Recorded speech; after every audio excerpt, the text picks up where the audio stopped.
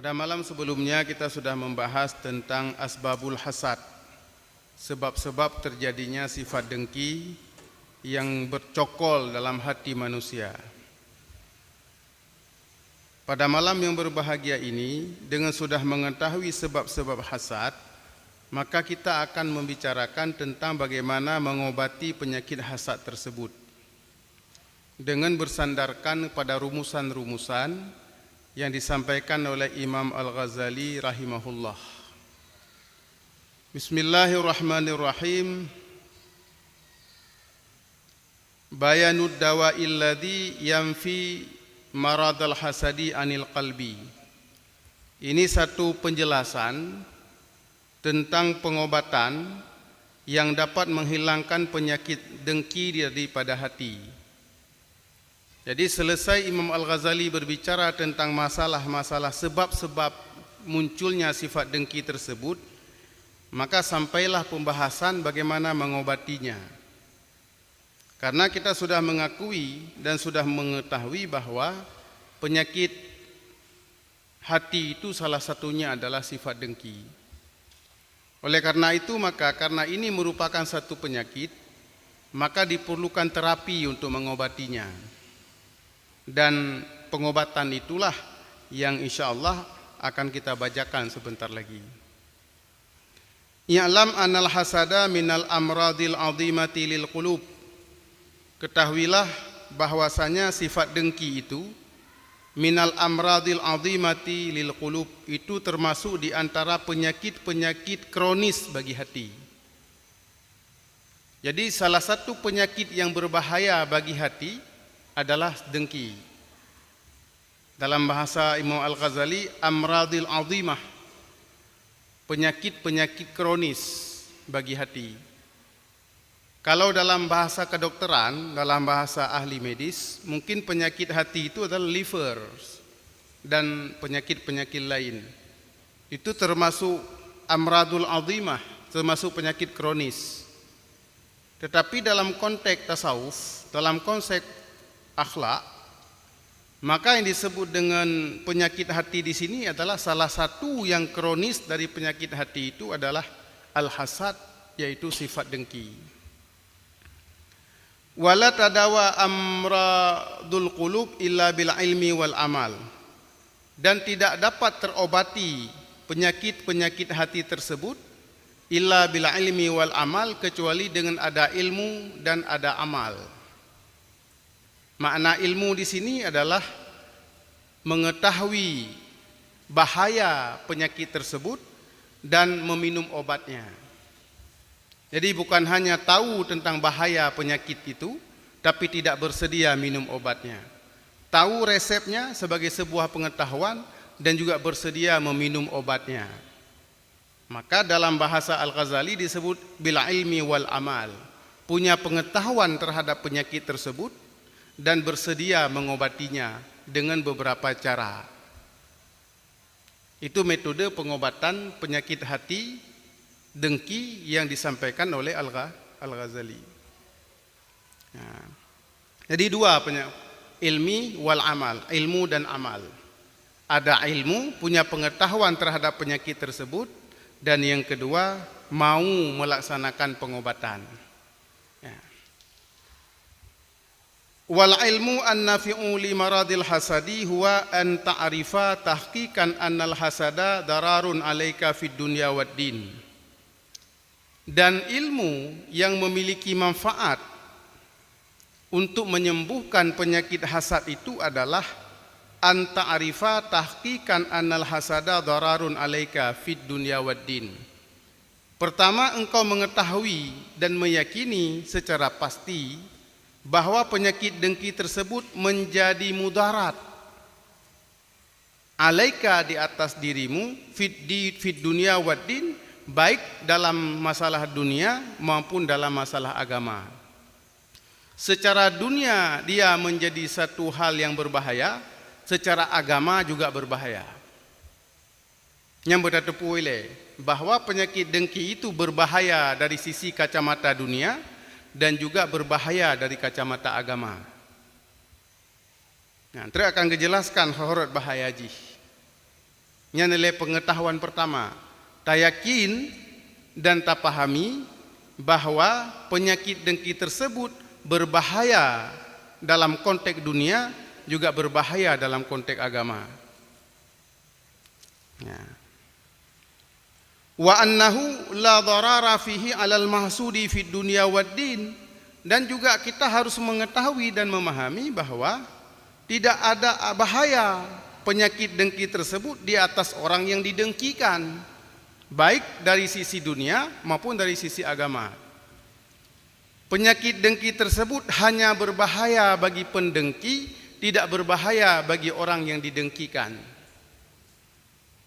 Yang kita pahami, yang menjadi penyakit bukan pada orang yang didengkikan, tapi pada orang yang pendengki. Bahayanya maka akan kembali kepada orang yang mendengki, bukan bahaya itu kembali kepada orang yang didengkikan, baik dalam konteks dunia maupun dalam konteks agama. Nah, harus kita pahami. Karena itu adalah sebuah amradun azimah, sebuah penyakit yang kronis, maka penyakit ini tidak menyerang orang yang didengkikan, tapi dia menyerang sang pendengki itu sendiri. Jadi ini senjata makan tuan, tidak menjadi senjata yang dapat meruntuhkan dan merobohkan orang lain. Ia akan roboh oleh senjata ini adalah pemilik senjata dan pemakai senjata itu. Yang harus kita pahami. Bal yantafi'u fihi bihima, bahkan bagi orang yang didengkikan tersebut dia mendapat manfaat dari dengki yang katanya pubut, dari dengki yang nalangate urang yang pendengki. Bagi orang yang didengkikan al-mahsud itu malah dia mendapatkan manfaat baik di dunia maupun dalam konteks agama. Ubena pahala katanya mengalir ke gonyan. Yang jelas ini. Apabila kita mendengkikan, memiliki sifat dengki kepada orang lain. Jadi kepada orang yang didengkikan tersebut tidak memiliki kerugian sedikit pun. Baik kerugian itu dalam konteks dunia maupun dalam konteks agama. Hana rugo kan? Yang rugi, yang berbahaya adalah bagi sang pendengki itu sendiri. Wa mahma arafta hadza an basiratin walam takun aduwa nafsika wa sadiqa aduwika faraktal hasada la mahalata. Manakala kita sudah memahami hal ini, an basiratin, dari sudut basirah, apabila kita sudah memandang hal itu, sudah memahami hal yang sudah disampaikan oleh Imam Al-Ghazali tadi, bahwa bahayanya itu tidak kembali kepada orang yang didengkikan, tapi bahaya dengki kembali kepada si pendengki tersebut. Kita melihatnya dari sudut pandang mata batin kita, basirah. Walam takun aduwa nafsika, padahal mata batin itu dia bukan musuh bagimu. Mata batin ini paling objektif. Dia tidak memiliki kepentingan, tidak menjadi musuh bagi diri kita, wala sadiqa aduwika, dan juga bukan sahabat bagi musuhmu. Maka tanya mata batin, gunakan mata batin untuk menilai. Karena mata batin ini objektif. Dia tidak menjadi musuh bagi diri kita sendiri, juga dia bukan merupakan kawan bagi musuh kita. Tanya pada mata batin kita. Maka gunakan kacamata batin itu, kata Al-Ghazali, disebut sebagai basirah, untuk menilai bahaya ini. Apakah bahaya itu kembali kepada orang yang didengkikan atau kembali kepada si pendengki itu sendiri. Maka kalau basirahnya berfungsi, dia akan melihat bahwa mudarat, bahaya itu kembali kepada si pendengki, bukan kepada orang yang didengkikan. Tapi tanya basirah, mata batin, atau apabila ditafsirkan sebagai ma'rifah khasyfiyah, sebagai sebuah pengetahuan yang melampaui apa yang bisa kita pandang secara zahir. Nah, itu. Jadi apabila kadeh katanya, baru tetap boleh kitanya bahwa faraktal hasada la mahalata, maka kita pisahkan diri kita daripada sifat dengki itu tidak mustahil lagi, pasti mungkin. Ciban mungkin kita pisah daripada dengkinya hidup langate, mungkin seandainya kita bisa menggunakan basirah kita untuk menilai sifat dengki tersebut berbahaya bagi kita, tetapi tidak berbahaya bagi siapa yang kita pandang sebagai musuh kita yang kita dengkikan itu. Yang tak pakai mata batinnya. Maka gejelaskan tu ciban bahaya bagi kitanya yang mendengki. Amma kaunuhu dararan alaika fid dini fahuwa annaka bil hasadi sakhakta qada Allah Ta'ala wa karahta ni'matahu allati qassamaha baina ibadihi.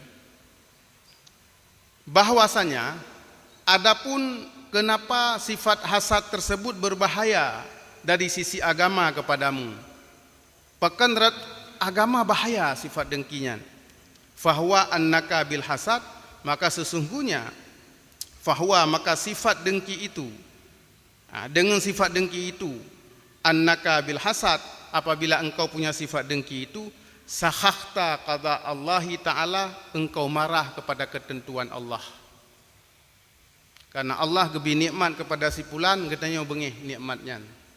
Karena Allah gebi nikmat kepada orang lain, katanya bengih kepada nikmat Allah yang gebi ke orang lain. Sama dengan kita marah kepada ketentuan Allah. Pekan gak bi ketinyan li Allah. Seakan-akan kita bicara seperti itu kepada Allah. Yang bahaya. Karena kita tidak rida kepada qada yang Allah tetapkan. Yang bahaya red agama. Seakan-akan, dan bukan hanya seakan-akan, apabila kita marah, apabila kita kita memiliki sifat dengki, yang terjadi adalah sakhakta qada Allahi, engkau marah kepada ketentuan Allah. Wa karahtahu, wa karahta ni'matahu, dan engkau benci kepada nikmat Allah.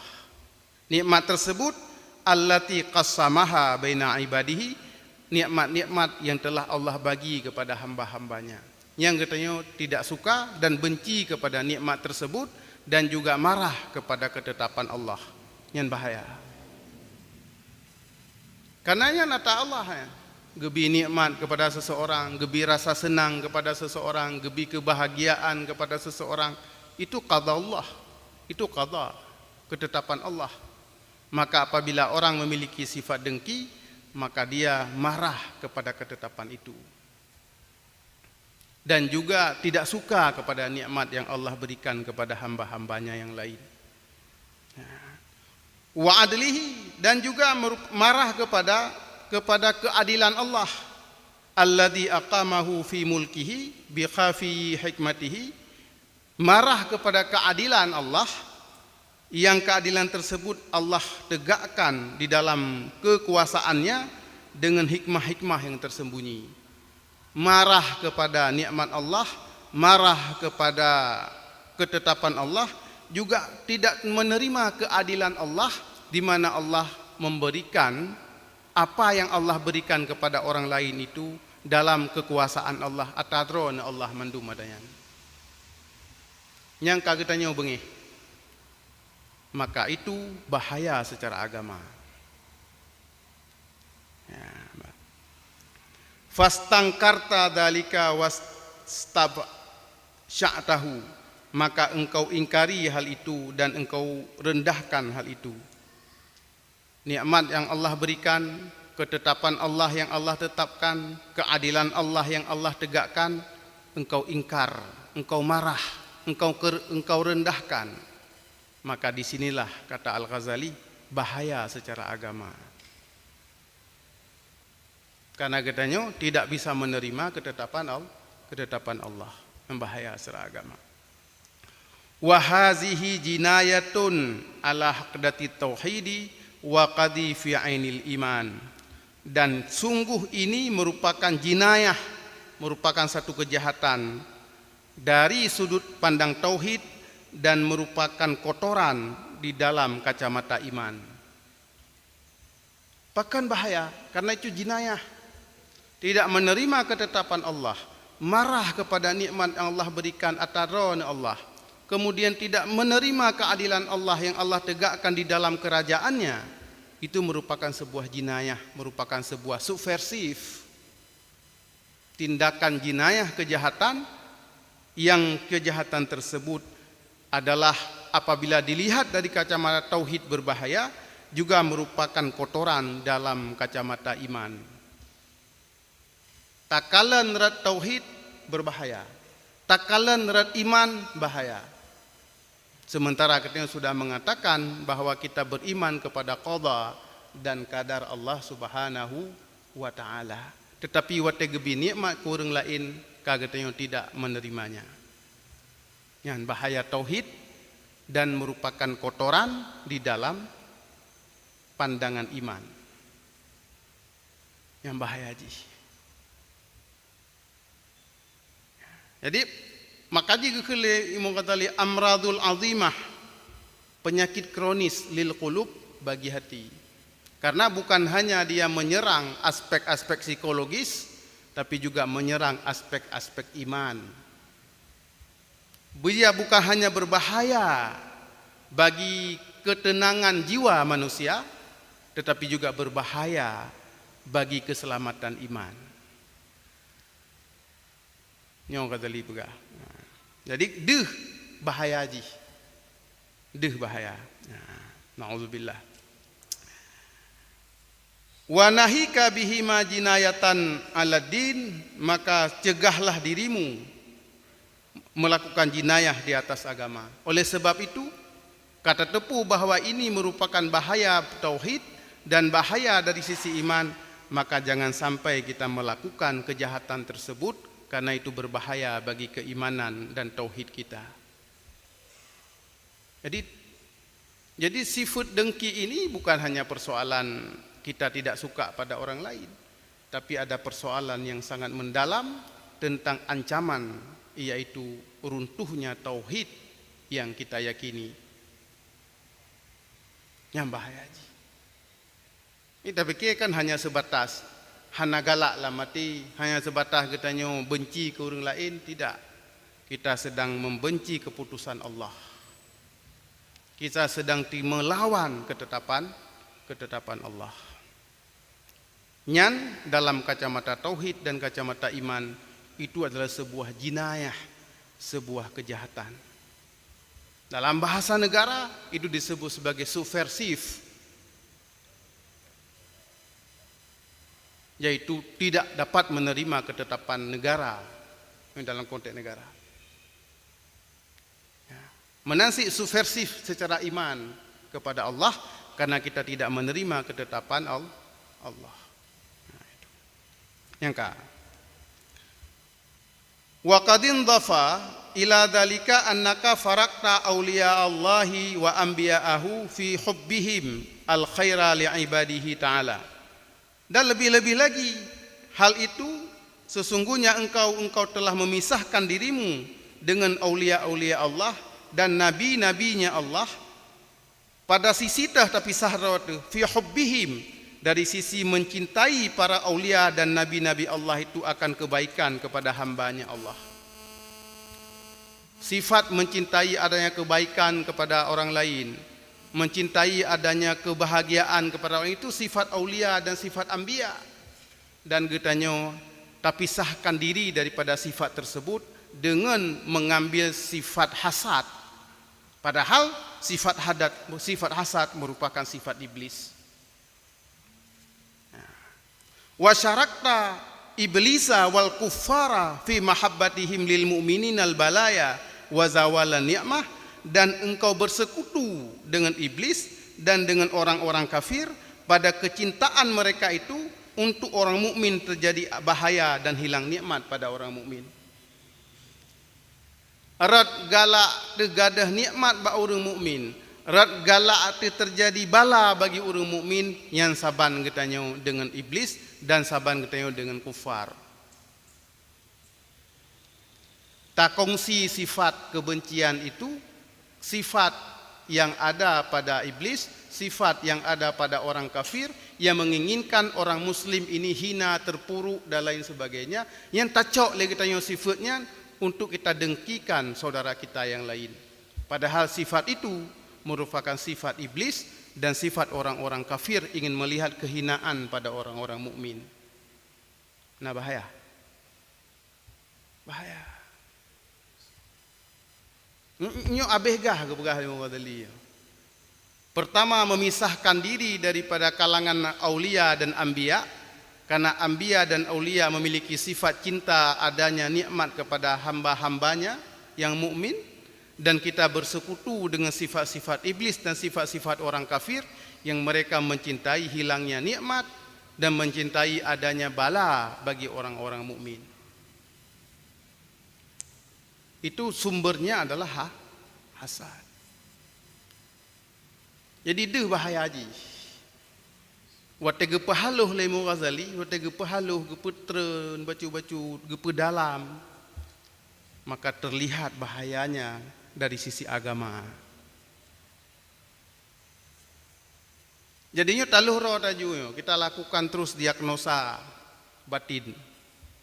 Apabila mentengna dalam hati kita yang sifat hasad pada saudara kita, maka kita sedang menyimpan bahaya yang besar dari sisi agama. Bahkan bahaya yang besar bagi tauhid dan bahaya yang besar bagi iman. Maka wajar apabila ada sifat takabur, satu zarah sifat takabur dalam hati orang mukmin, la dakhalal jannah, dia tidak akan masuk surga.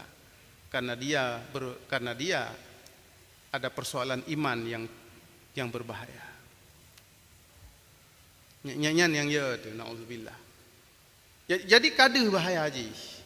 Watega petern lemu Ghazali, watega pahaluh. Ketika Al-Ghazali memperhalusnya, ketika Al-Ghazali merincikannya, menghubungkannya dengan berbagai hal, maka terlihatlah bahwa dengki itu memiliki sifat yang sangat, menjadi sifat yang sangat berbahaya bagi iman. Karena kita memisahkan diri dari sifat aulia dan sifat anbiya dan menggabungkan diri dengan sifat iblis dan kufar. Dari aspek bagaimana cara kita memandang orang mukmin yang lain. Yang bahaya aja. Yang baru bacut yang kebegah Halim Ghazali. Ya.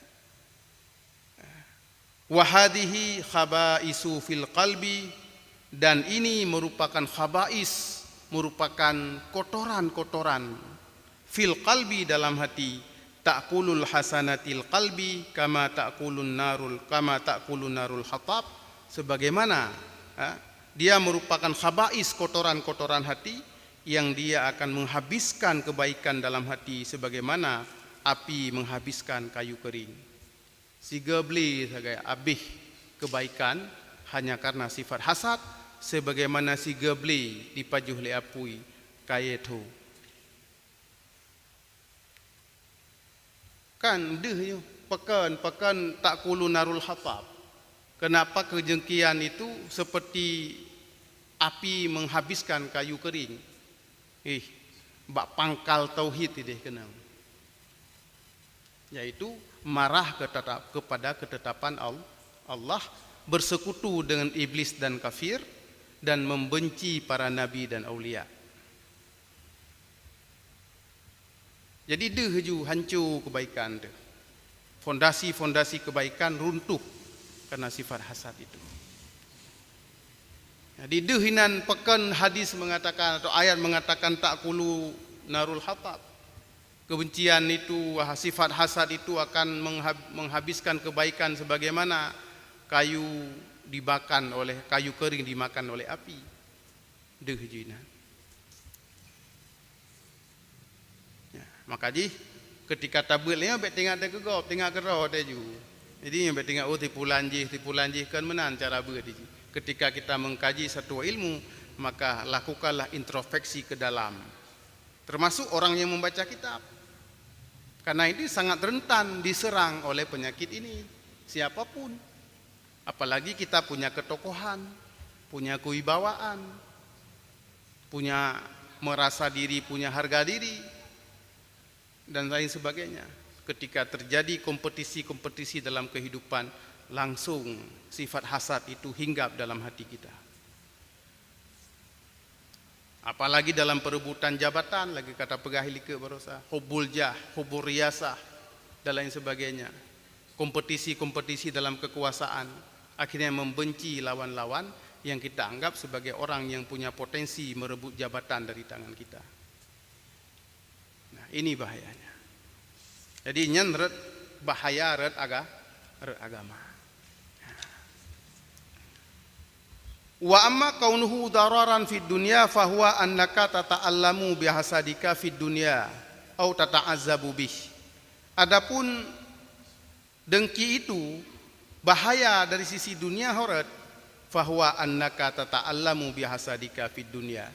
Engkau akan terazabkan, akan tersakiti dengan sifat hasad itu di dunia. Terazab sendiri.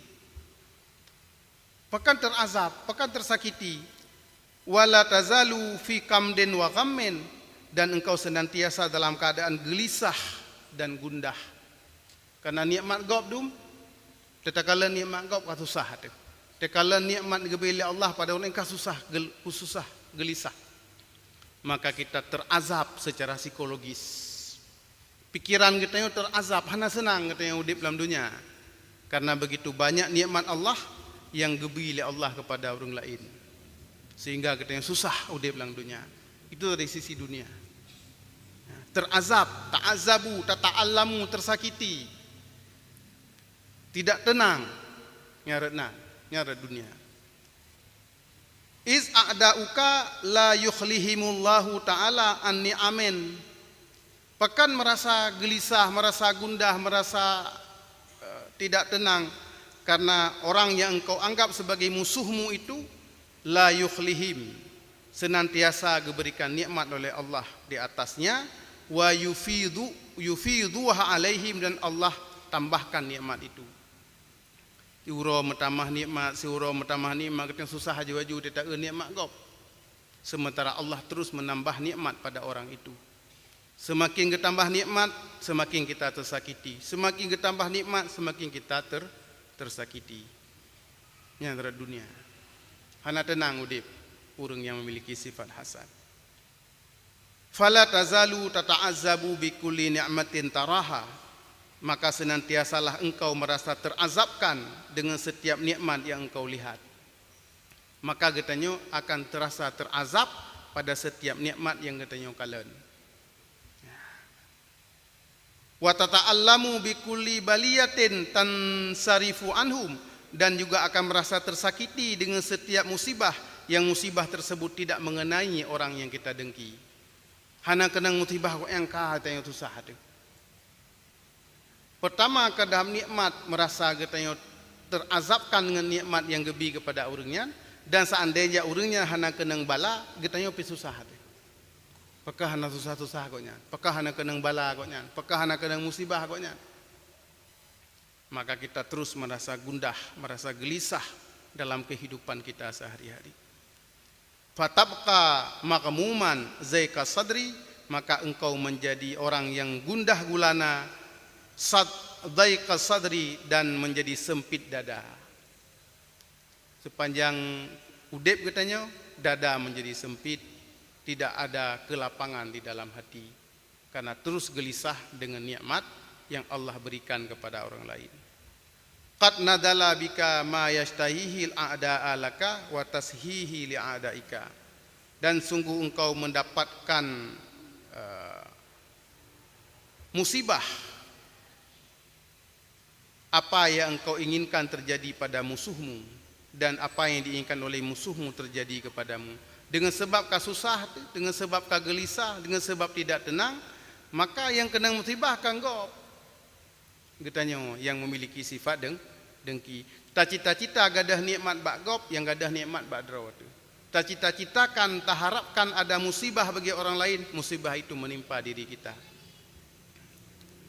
Sebaliknya, inilah yang saya sebutkan sebagai senjata makan tuan.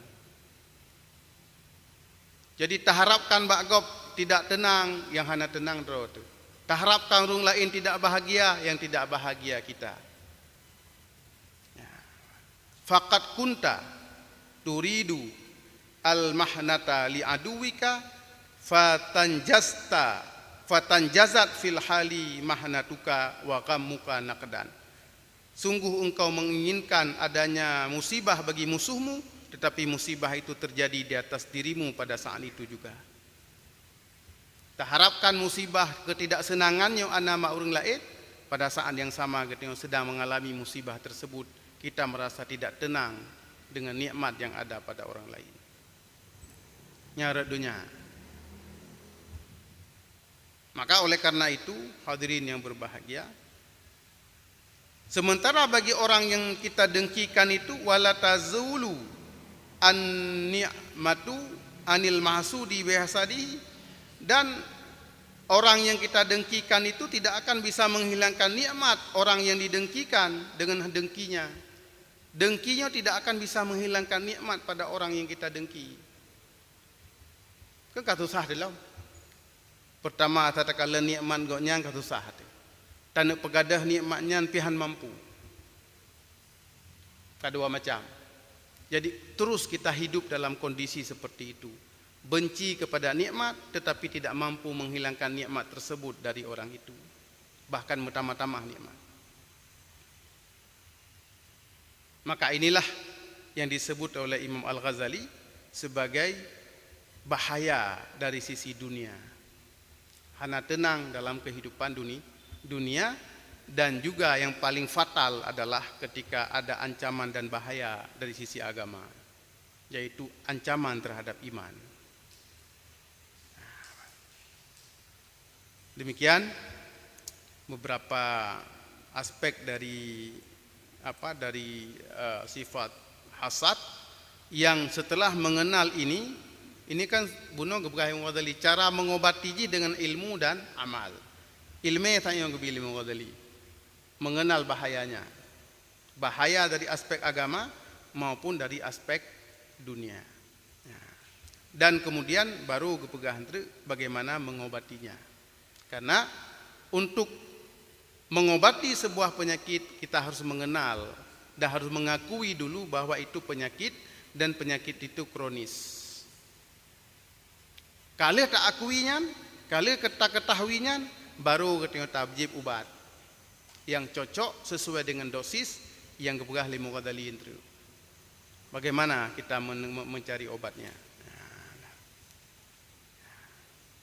Jadi menit apa di okay. Jadi itu kita sambung lom tentang bagaimana pengobatannya, obatnya, setelah kita punya pengetahuan terhadap penyakitnya. Ini kan terapi dokter kan nanti secara medis mengetahui penyakit kemudian baru dicari obat. Hanya mungkin kerja obat aja menyonggetnya tidak mengakui itu dan mengetahui itu apa bahaya penyakit itu.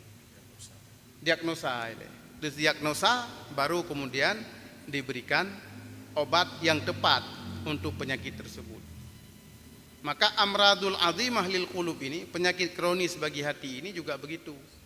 Kata Imam Ghazali, harus didiagnosa dulu baru kemudian dicari obat yang tepat untuk diobati.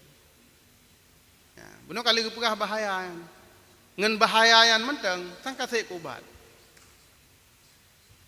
Ngen bahaya kepegah taknya menteng, bahaya dari sisi agama, bahaya dari sisi dunia menteng, nyan kasih ke obat.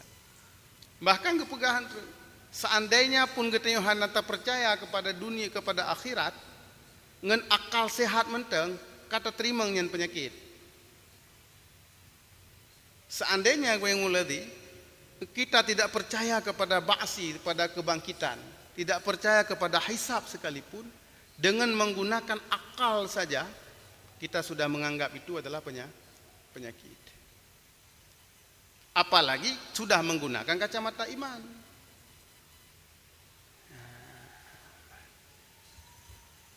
Demikian Bapak Ibu sekalian yang dirahmati Allah Subhanahu wa taala, beberapa aspek dari penyakit hasad, dan mudah-mudahan kita berdoa kita dijauhkan daripada sifat hasad ini. Kalau kita sudah terkena, dan mayoritas kenang katanya hasad, mayoritas kita terkena hasad. Kita sudah tahu bahayanya dan tahu cara menghindarinya dan mengobatinya. Demikian kazana. Wallahul muwafiq ila aqwamit thariq. Wassalamualaikum warahmatullahi wabarakatuh.